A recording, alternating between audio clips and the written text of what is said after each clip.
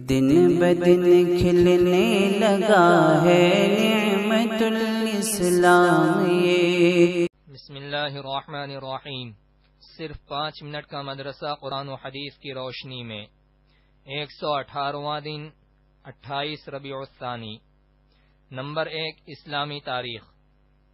مدینہ میں حضور صلی اللہ علیہ وسلم کا انتظار۔ جب مدینہ طیبہ کے لوگوں کو یہ معلوم ہوا کہ رسول اللہ صلی اللہ علیہ وسلم مکہ سے ہجرت کر کے مدینہ تشریف لا رہے ہیں تو ان کی خوشی کی انتہا نہ رہی۔ بچے بچیاں اپنے کوٹھوں اور چھتوں پر بیٹھ کر حضور صلی اللہ علیہ وسلم کے آنے کی خوشی میں ترانے گاتی تھیں۔ روزانہ جوان بڑے بوڑھے شہر سے باہر نکل کر دوپہر تک آپ صلی اللہ علیہ وسلم کی تشریف آوری کا انتظار کرتے تھے۔ ایک دن وہ انتظار کر کے واپس ہو ہی رہے تھے کہ ایک یہودی کی نظر آپ صلی اللہ علیہ وسلم پر پڑی تو فوراً پکار اٹھا، لوگوں جن کا تم کو شدت سے انتظار تھا وہ آ گئے۔ بس پھر کیا تھا، اس آواز کو سنتے ہی سارے شہر میں خوشی کی لہر دوڑ گئی اور پورا شہر اللہ اکبر کے نعروں سے گونج اٹھا اور تمام مسلمان استقبال کے لیے نکل آئے۔ انصار ہر طرف سے جوق در جوق آئے اور محبت و عقیدت کے ساتھ سلام عرض کرتے تھے، خوش آمدید کہتے تھے۔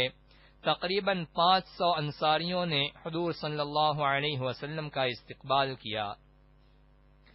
نمبر 2، حضور صلی اللہ علیہ وسلم کا معجزہ۔ حضور صلی اللہ علیہ وسلم کی دعا کی برکت۔ ایک مرتبہ رسول اللہ صلی اللہ علیہ وسلم نے حضرت علی رضی اللہ عنہ کو قاضی بنا کر یمن بھیجا تو حضرت علی رضی اللہ عنہ کہنے لگے، یا رسول اللہ، میں تو ایک نوجوان آدمی ہوں، میں ان کے درمیان فیصلہ کروں گا، حالانکہ میں تو یہ بھی نہیں جانتا کہ فیصلہ کیا چیز ہے۔ رسول اللہ صلی اللہ علیہ وسلم نے میرے سینے پر اپنا ہاتھ مبارک مار کر فرمایا، اے اللہ، اس کے دل کو کھول دے اور حق بات والی زبان بنا دے۔ چنانچہ حضرت علی رضی اللہ عنہ فرماتے ہیں کہ اللہ کی قسم، اس کے بعد مجھے کبھی بھی 2 آدمیوں کے درمیان فیصلہ کرنے میں شک اور تردد نہیں ہوا۔ نمبر 3، ایک فرض کے بارے میں، بیوی کو اس کا مہر دینا۔ قرآن میں اللہ تعالی فرماتا ہے، تم لوگ اپنی بیویوں کو ان کا مہر خوش دلی سے دے دیا کرو، البتہ اگر وہ اپنے مہر میں سے کچھ چھوڑ دیں تو اسے لذیذ اور خوشگوار سمجھ کر کھاؤ۔ نمبر 4، ایک سنت کے بارے میں، اللہ سے رحم طلب کرنے کی دعا۔ اللہ تعالی سے رحم و مغفرت اس طرح مانگے، رب اغفر وارحم وانت خیر الراحمین۔ ترجمہ، اے پروردگار، میری مغفرت فرمائیے اور مجھ پر رحم فرمائیے، کیونکہ آپ سب سے زیادہ رحم کرنے والے ہیں۔ نمبر 5، ایک اہم عمل کی فضیلت، نماز کے لیے مسجد جانا۔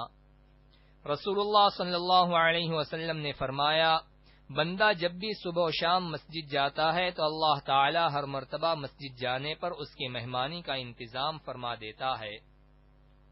نمبر 6، ایک گناہ کے بارے میں، اسلام کی دعوت کو ٹھکرانا ایک بڑا ظلم۔ قرآن میں اللہ تعالی فرماتا ہے، اس شخص سے بڑا ظالم کون ہوگا جو اللہ پر جھوٹ باندھے جبکہ اسے اسلام کی دعوت دی جا رہی ہو، اور اللہ ایسے ظالموں کو ہدایت نہیں دیا کرتا۔ نمبر 7، دنیا کے بارے میں، انسان کی خصلت و مزاج۔ قرآن میں اللہ تعالی فرماتا ہے، انسان کو جب اس کا پروردگار آزماتا ہے اور اس کو عزت و نعمت دیتا ہے تو کہتا ہے کہ میرے رب نے مجھ کو عزت دی، اور جب روزی تنگ کر کے اس کو آزماتا ہے تو کہتا ہے کہ میرے رب نے مجھے ذلیل کر دیا۔ خلاصہ، انسان دنیا کی ظاہری آرام و آسائش کو دیکھ کر اسے عزت سمجھتا ہے، اسی طرح دنیا کی ظاہری مصیبت و پریشانی کو دیکھ کر ذلت و رسوائی سمجھتا ہے۔ نمبر 8، آخرت کے بارے میں، جنت کا خیمہ۔ رسول اللہ صلی اللہ علیہ وسلم نے فرمایا، جنت میں موتی کا خولدار خیمہ ہوگا جس کی چوڑائی 60 میل ہوگی، اس کے ہر کونے میں جنتیوں کی بیویاں ہوں گی جو ایک دوسری کو نہیں دیکھ پائیں گی، اور ان کے پاس ان کے شوہر آتے جاتے رہیں گے۔ نمبر 9، طب نبوی سے علاج۔ 99 بیماریوں کی دوا۔ رسول اللہ صلی اللہ علیہ وسلم نے فرمایا، جو شخص لا حول ولا قوت الا باللہ پڑھے گا تو یہ 99 مرض کی دوا ہے، جس میں سب سے چھوٹی بیماری رنج و غم ہے۔ نمبر 10، نبی صلی اللہ علیہ وسلم کی نصیحت۔ رسول اللہ صلی اللہ علیہ وسلم نے فرمایا، جس کو یہ اندیشہ ہو کہ وہ آخری رات میں نہیں اٹھ سکے گا تو اس کو رات کے شروع ہی میں وتر پڑھ لینا چاہیے، اور جس کو آخری رات میں اٹھنے کی پوری امید ہو تو اسے آخری رات میں وتر پڑھنا چاہیے۔